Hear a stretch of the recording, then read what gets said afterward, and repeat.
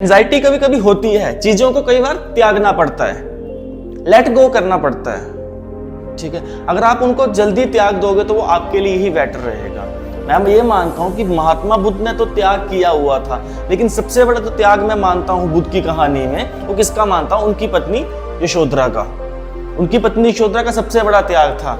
ये कहानी किसी भी किताब में नहीं मिलेगी आपको, ठीक है। महात्मा बुद्ध की जीवनी तो आपको मिल जाएगी, ये कहानी नहीं मिलेगी। तो ये बात बताता हूं मैं आपको, जब महात्मा बुद्ध का जन्म हुआ था ना, पंडितों ने तब ही बोल दिया था कि ये लड़का बड़े होकर सन्यासी बनेगा। तो घर वालों ने पूछा कि पंडित जी कोई उपाय बताइए कि जिससे ये सन्यासी ना बने। तो उन्होंने ये बोला था कि इस बच्चे को कभी भी जो संसारिक कष्ट होते हैं ना, उन चीजों के बारे में मत बताना। अगर ये उन चीजों के बारे में देखेगा तो इसका मन भ्रमित हो जाएगा और ये संन्यास ले लेगा। ठीक है, तो वैसे भी जो महात्मा बुद्ध का जो जन्म हुआ था ना, वो राज परिवार में हुआ था। उनके पिता जो शुद्धोधन थे ना, वो शाक्य वंश के राजा थे, क्षत्रिय वंश शाक्य वंश के राजा थे। और जो इनकी माता थी माया, वो कोलीय राजकुमारी थी, कोलीय वंश की राजकुमारी थी। तो बचपन से महात्मा बुद्ध को अच्छे महलों में अच्छा खान पीन, मतलब ये बताया गया कि दुनिया बहुत अच्छी है। उनको कभी ये चीज बताई नहीं गई कि दुनिया में दुख कष्ट भी हैं। ठीक है, तो वैसे वैसे महात्मा बुद्ध का जीवन चलता गया। अब जो महात्मा बुद्ध की जो शादी हुई थी ना, वो भी उस टाइम की सबसे सुंदर लड़की यशोधरा से हुई थी। और ये भी नहीं है कि उस टाइम महात्मा बुद्ध का नाम सिद्धार्थ था, ये भी नहीं है कि यशोधरा के पिता ऐसे ही मान गए थे, उन्होंने बुद्ध की परीक्षाएं भी ली थी। ठीक है, उसके बाद शादी हुई थी। अब बुद्ध की जो एज थी ना, वो 29 के करीब थी जब उनकी शादी हो चुकी थी। उनका पुत्र भी हो चुका था। उनके पुत्र का नाम था राहुल, जिसकी उम्र उस टाइम मात्र 5-6 महीने थी। ठीक है, तो महात्मा बुद्ध उस टाइम उनका नाम सिद्धार्थ था। वो एक बार जा रहे होते हैं अपने काफिले के साथ, तो वहां पे क्या देखते हैं कि एक मरा हुआ व्यक्ति है, उसको मतलब लेके जा रहे हैं। थोड़ी आगे जाते हैं, एक भिखारी आ जाता है, वो उनसे भीख मांगता है। वहां पे एक रोगी पड़ा होता है। उनको देख के ना उनका जो मन है बड़ा विचलित हो जाता है।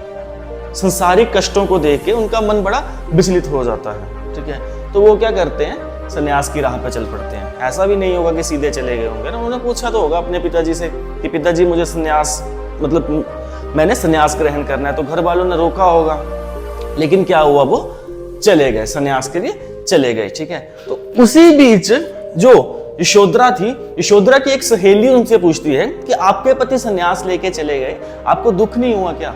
ठीक है, तो यशोधरा ने ये बोला था कि मेरे पति जो है वो अच्छे काम के लिए गए हैं, लोगों का भला करने के लिए गए हैं, तो उसमें दुख कैसा? लेकिन हाँ, दुख इस बात का है कि उन्होंने मुझे और मेरे बेटे को छोड़ के चले गए और हमें बताया तक नहीं, और वो चले गए।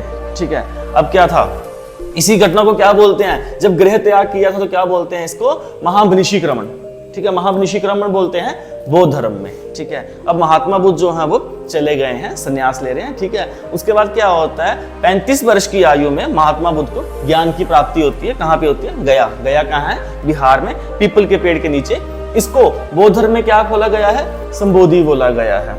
अब जो महात्मा बुद्ध थे, जो उनके 5 चेले थे ना, जो उनको छोड़ के चले गए थे, 5 शिष्य, वही सबसे पहले उनके शिष्य बने थे। फिर जो बुरे टाइम में छोड़ के चले गए थे उनको, जब संन्यास में वो घूम रहे थे तो वो चले गए थे उनको छोड़ के, लेकिन बाद में वही उनके शिष्य बने हैं। ठीक है, अब ऐसा भी नहीं था कि जो महात्मा बुद्ध के जो पिता थे शुद्धोधन, इन्होंने कोशिश नहीं करी होगी वापस बुलाने की। लेकिन बुद्ध का जो प्रभाव था ना, वो ऐसा था कि शुद्धोधन किसी को भी भेजते कि बुद्ध को वापस महल में लेके आओ, तो बुद्ध का प्रभाव ऐसा था कि वो उनकी शरण में जाके खुद ही उनका शिष्य बन जाता था। ठीक है, नामुमकिन हो चुका था उनको वापस लाना। एक बार क्या होता है, जब पिताजी को पता चलता है कि कोई भी, मतलब इतने हथकंडे अपना लिए, कोई भी बात नहीं मान रहे, तब उनको पता चलता है कि आदमी सिर्फ एक इंसान की बात कभी नहीं टाल सकता, वो होता उसका दोस्त।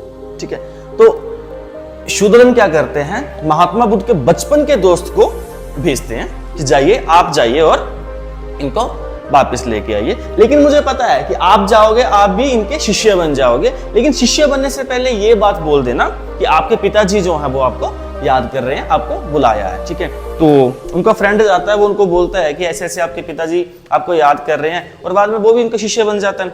तो महात्मा बुद्ध बोलते हैं कि अगर पिताजी का हुक्म है तब तो जाना ही पड़ेगा, तब तो जरूर जाना पड़ेगा।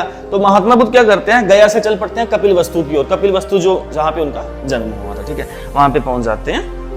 ठीक है, जब रात को वहां पे पहुंचते हैं ना, तो महात्मा बुद्ध एक धर्मशाला जो होती है, जो सराह होती है, उसमें रुक जाते हैं। ठीक है, मतलब वो महल में नहीं जाते हैं, सराह में रुक जाते हैं।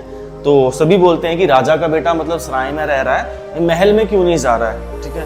तो वो बोलता है कि इस टाइम में जो बन के मैं भिक्षु बन के आया हूँ, मैं बुद्ध बन के आया हूँ, मैं राजा का बेटा नहीं हूँ। सुबह उठते हैं, अपना पूजा पाठ अपना ध्यान करते हैं और भिक्षा मांगने लग जाते हैं। उसी इलाके में जहाँ पे जन्म हुआ राजा के रियासत में भिक्षा मांगने लग जाते हैं। लोग देखते हैं कि ये क्या कर रहा है, राजा को पता चलता है, उनके पिताजी को पता चलता है, वो गुस्सा हो जाते हैं कि मेरा बेटा मेरी रियासत में भीख मांग रहा है, क्या भिक्षा मांग रहा है। तो बुद्ध बोलते हैं कि ये मेरा कर्म है, ये मेरी दिनचर्या है, मुझे इसे करने दीजिए, ठीक है। मैं भिक्षु हूं, मैं मांग के ही खाऊंगा, मुझे मांगने दीजिए, ठीक है। तो ऐसे क्या होता है, बुद्ध राजा के महल में पहुंच जाते हैं। अब राजा के महल में ना सभी आ जाते हैं, उनके जो परिवारजन होते हैं, जो रिश्तेदार होते हैं, सभी आते हैं कि बुद्ध से मिलना है। लेकिन एक बंदा वहां से मिसिंग था। कौन? उनकी पत्नी यशोधरा। यशोधरा वहां से मिसिंग थी, यशोधरा उनसे मिलने नहीं आई। तो बुद्ध ने पूछा कि यशोधरा कहाँ है? तो राजा बोलते कि वो तो आपसे मिलने नहीं आएंगे, क्योंकि उनको ये लगता है कि आपने उनको बिना बताए चले गए, अगर बता के जाते तो कोई मना करते क्या, ठीक है।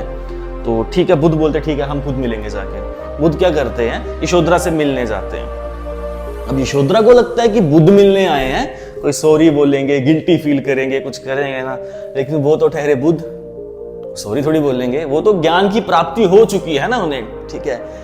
और जाते हैं, यशोधरा से मिलते हैं, एक ही शब्द बोलते हैं, भिक्षाम देही, कि देवी भिक्षा दे दो, ठीक है। और यशोधरा इस शब्द को सुन के इतनी प्रसन्न होती हैं कि कुछ तो मांगा इन्होंने मुझसे, काश पहले ही मांग के जाते, बोल के जाते, कुछ तो मांगा। और यशोधरा का दिल इतना बड़ा था ना, उन्होंने अपने 7 साल के पुत्र राहुल का जो हाथ है वो उनके हाथ में दे दिया था, भिक्षा के तौर पर उनके हाथ में दे दिया था कि आप जो अच्छे रास्ते पे जा रहे हो, हमारे बेटे को भी उसी रास्ते पे ले जाओ। ये लेट इट गो की सबसे बड़ी एग्जांपल है कि जो हो रहा है ना, जो प्रकृति के साथ, नियम के साथ हो रहा है, उसको होने दो।